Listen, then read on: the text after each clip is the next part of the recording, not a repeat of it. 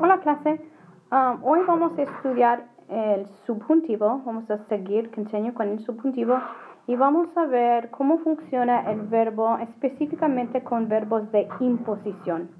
Imposición quiere decir imposition. It's when you're imposing, you're kind of pushing your will or your desires or your suggestions when you're trying to change somebody else's behavior, when you're trying to change their actions. So we're going to look at how that affects the grammatical structure of your sentences. Primero, vamos a repasar rápidamente cómo formar el subjuntivo. So, remember that your root is forma de yo menos la o. So that's going to help you remember all of your irregulars, verbs like hacer, hag, or tener, teng, or your stem changers like dormir, duerma. To that, you're going to add the opposite vowel. Okay, so let's start off with our AR verbs. So we have an e for the person talking, an s or an f if you want to be more formal, an f for if you're talking about one person. If a group of people are talking, hemos, talking to a group of people, and talking about a group of people, en. If you have an er or an ir verb, we're going to do the opposite of normal. So normally those would have taken the but instead we're going to do the opposite. So the verbs that more traditionally have in the past gone with the a. So we have a and then a. So if you want to be more formal with usted, a, amos, an, and an.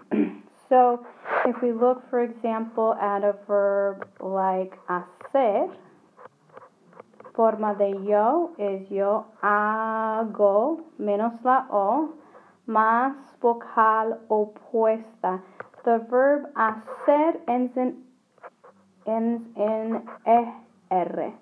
So we are going to use these endings. So it would be, let's say for nosotros, it would be hagamos.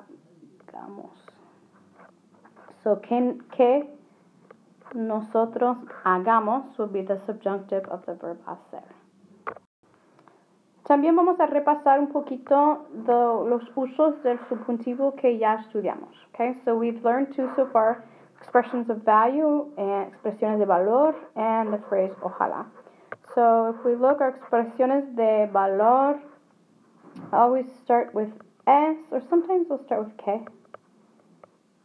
Que with an accent because it's exclamatory. And más an adjetivo. It's always going to be in the masculine singular, so an o. Más que, más el verbo, and el subjuntivo. And one more thing that I'm going to add in here is that there needs to be a subject. Right? You can't conjugate your verb if there's not a subject. So we have things like es importante que ella estudie, estudiar, estudie, the subjunctive. Sometimes we said there are a few expressions that instead of an adjective, this will be a noun, like it's a pity that, es una pena que, or que lástima que, what a shame that. The other way we've used our subjunctive is with the phrase ojalá. The phrase ojalá, remember, never changes. It's ojalá. It's not a subject and a conjugated verb. It's a phrase that came from an old Arabic expression, and that formula is always going to be ojalá más que más el subjuntivo. You're always going to have a subject on these just because that's how they show up. So it would be something like ojalá que yo reciba, the verb recibir, que reciba notas buenas. God will it that I receive good grades. All right. So that's what we've learned so far. So we're going to add a third one today. So today we're going to have the third use of the subjunctive, or third formula for the subjunctive. And these are going to be with verbs of imposition. These are verbs that impose your will. And I think that they fall into one of two categories. Either verbs of hope, verbs that you're kind of imposing your will by expressing your hopes for somebody else, but we really know when your mom says, I hope you get good grades, that she's kind of trying to influence you, right? So it's the same thing. And then we have verbs that are more traditionally seen as verbs of influence. But really they both fall into this main category, verbs of imposition. So let's look at some of those verbs. So some verbs that express hope are desear, to desire. That's a regular verb. It's conjugated regularly. Deseo, deseas, desea. Esperar, to hope. And the verb querer. Remember that the verb querer is a stem changer. So it's quiero. All of these are going to be commonly used with the subjunctive after them.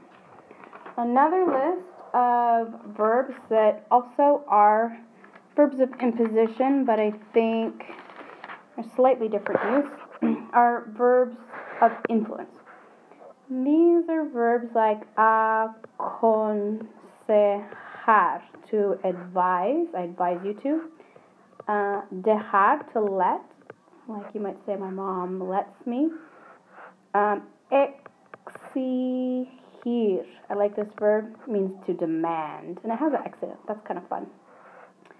The verb insistir, you can guess what that one means. Sometimes people will say insistir, sometimes people will add the N afterwards. Either way, it doesn't matter. So that N is going to be optional. If you use it, you can, depending on which country you'll use it or you won't use it. Mandar, to order. Pedir, she asks that, or I ask that you. This verb's a stem changer too. Yo pido, tú pides. Nosotros pedimos. The verb prohibir, to prohibit. And the verb recomendar. Ignore that little white I in there. But it is a stem changer right here, I to I, recomiendo. And sugerir.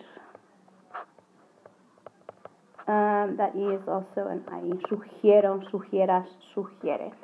So all of these verbs, in one way or another, whether they're a little less obvious as verbs of hope or a little more obvious with verbs of influence, either way, you're trying to impose your wishes on somebody else. So all of these are going to require the subjunctive after them. So our formula. The formula is going to be, you're going to have two subjects and two verbs, right? It's going to be a complex sentence. It's important that you notice, it's important that the subject of this verb, the first one, is a different person than the subject of the second. Let's do that in blue. So it's important that this person be different than this person, right? So these need to be different people.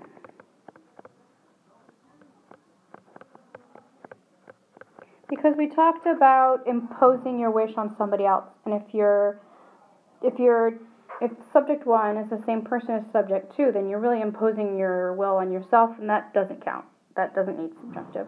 You've been doing that for a long time, ever since Spanish 1, saying things like yo quiero ir al baño, right? Yo is the quiero, and yo is the person going to the baño, so you don't need any fancy subjunctive, just use it. Forget the K, you'll go straight to the infinitive. You'll say something like, yo quiero ir, in the infinitive, al baño. Right? That's because yo is the person with quiero, and yo is the person who's going. So that does not need subjunctive. So what we're talking about today is when we have two different subjects. So it'll look something like this. You will have yo recomiendo. So we have our subject one, and we have our verb of imposition. And then we always have a K without the accent because it's the linker.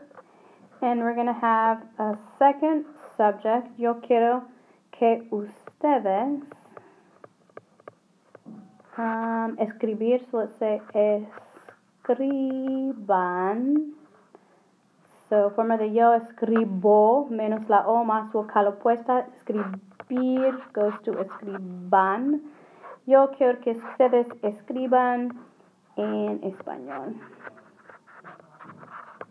Okay, so here this part is our second subject, and this part is our verb in the subjunctive. And so we can also see yo is a different person from ustedes, not the same person.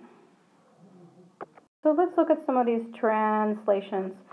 So here we have we want, that's your verb of imposition. They demand, another verb of imposition, and she hopes. So all of these follow into our list of hope or influence, so they're all verbs of imposition. Okay, so the second verb here, to represent, that's one of our vocab words for this chapter. That we be, that's the verb you're going to need to decide, ser or estar. Is it a characteristic clever or is it a condition clever? And then this one right here, personificar. Oops, I'm supposed to do these in blue because there's a second part. If you look a little bit, we're not going to talk really about the subjunctive in English, but usually you would say in English, the coach represents, right? Not to represent, that's the subjunctive in English. You would say usually we are clever, not we be clever, so that's the subjunctive in English there. So you can kind of see it a little bit, but again, it's not obvious enough that we should be studying it that way. So I'd like you to write these down. I'm going to check them. I want you to write them down in Spanish. If you don't know these words like clever or represent or personify, you should look them up in your vocab list. They are chapter vocab words. Do not use Google. I'm watching you, Ricardo. Go ahead and hit pause while you write these down. The last thing I'd like you to do is form some sentences of your own. Y tú. So what are your hopes? What do you want to happen? What do you advise other people to? And what do you suggest for other people? So I want you to make 4 different sentences, one with each of these verbs. I'd also really love it if you used some of your chapter vocabulary, either for this chapter, we're in capítulo 4.1, has a lot of your characteristics, or there's a lot of great things in our last chapters about your hopes and your suggestions for the world and for changing the world. So those would be some good vocab too. So please make 4 sentences, one with each of these verbs, and include some of our new vocabulary from this year also. Adios. Adios, we are at the end. En fin, espero verte en clase. Extra bonus, why is this ver and not espero que vea? Nos vemos, adios.